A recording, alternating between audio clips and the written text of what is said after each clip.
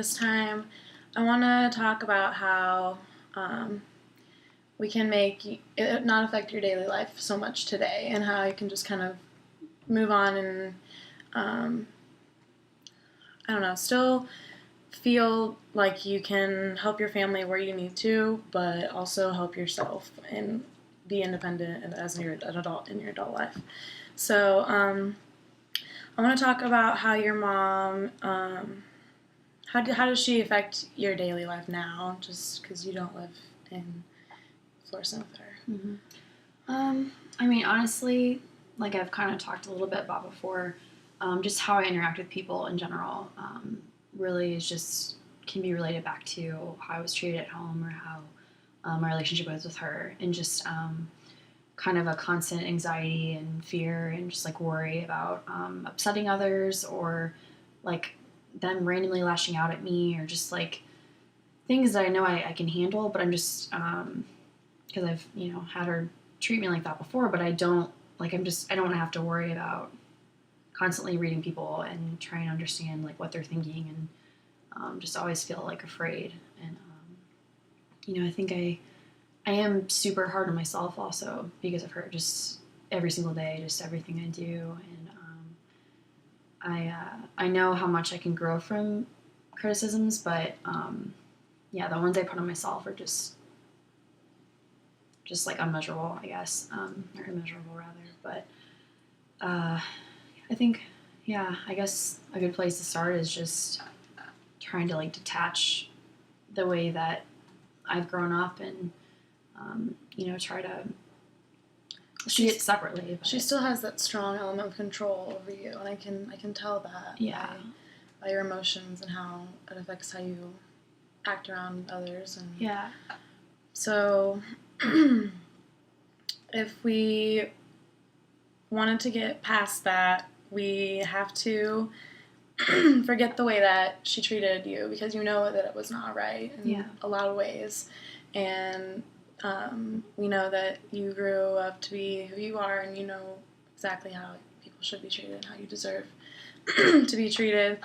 One of the reasons why it is so hard, like even with the knowledge of like this was wrong or like this isn't acceptable, or and having that awareness of how it does affect me, there's still something new that'll come up like daily. There might be something tomorrow that I'll be thinking about, and I'll realize like I can relate back to that. And one of the reasons why it's so hard to really like cut that away is because she is still thankfully, I am grateful for it, like helping me out with my education, and like I do go back home, and I probably won't this summer, depending on like work and everything, but because I do still see her, and like I can't make the changes she needs to make for herself, it's hard to like go back in that environment and still see there's been good changes, but still have those negatives. So it's just like I guess I'll have to try to learn more how to ignore it even when it's right in front of me. And that's really difficult because I do consider myself a pretty compassionate person. I don't like to just like not pay attention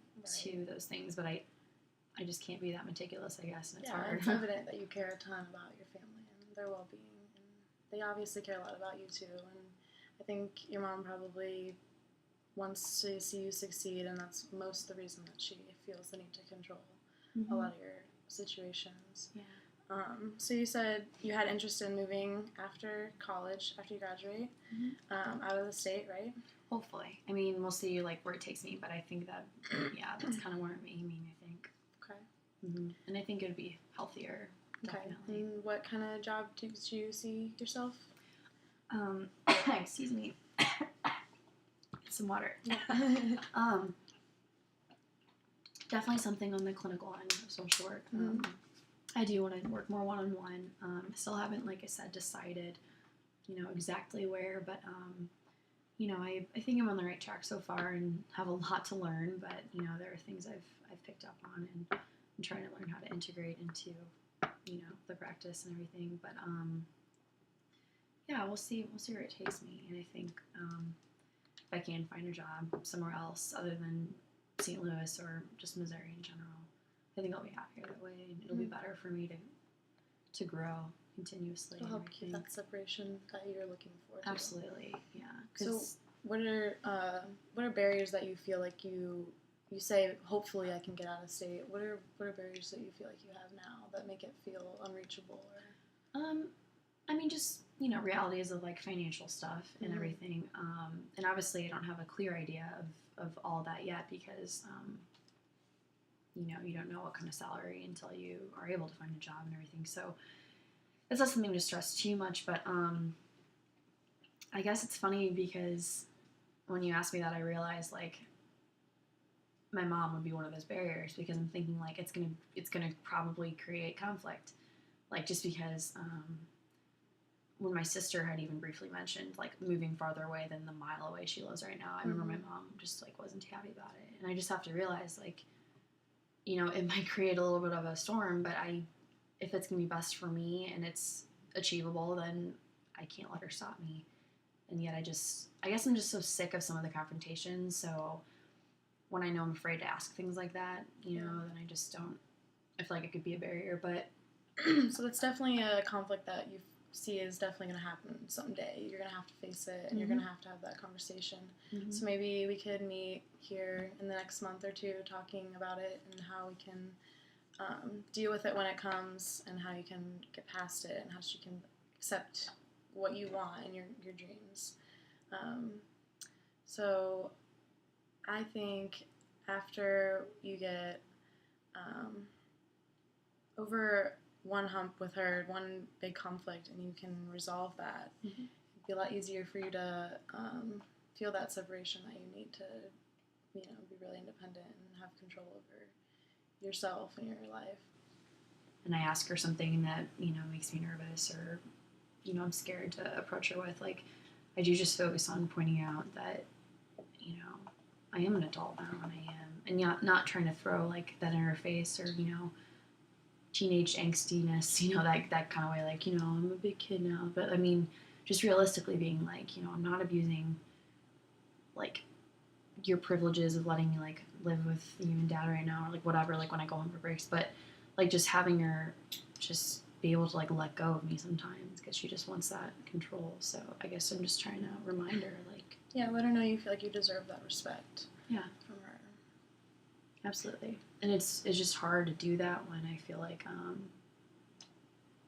when I do feel guilty afterwards. Because like I said before, like, I do know how much they care about me and how much they do for me, but it's just, like, hard to understand why I'm talked to the way, and then when, like, that, that care is there. So it's just like... So, next time you go to talk to your mom about something, you want to ask her, and I know you feel already like, there'll be some sort of conflict or confrontation, and you try to avoid that, but